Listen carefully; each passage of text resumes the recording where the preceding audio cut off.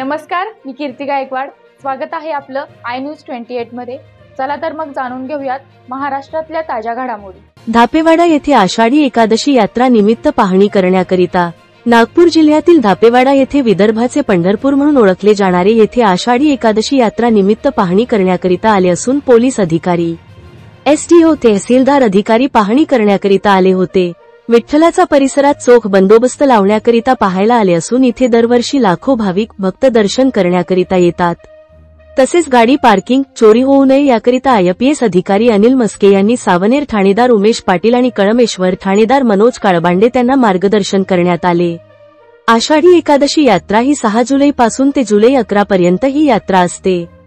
तिथे पाहणी करण्याकरिता आले आयपीएस अधिकारी अनिल मस्के, सावनेर एसडीएम संपत खलाटे, कळमेश्वर तहसीलदार रोशन मकवाने, पीआय कळमेश्वर मनोज काळबांडे, पीआय सावनेर उमेश पाटील, रवी पवार, विलास वैद्य, पोलीस पाटील धापेवाडा निलेश देरे, पोलीस सुनील तलमले, नावेद खान हे सर्व अधिकारी आषाढी एकादशी निमित्त पाहणी करण्याकरिता आले होते।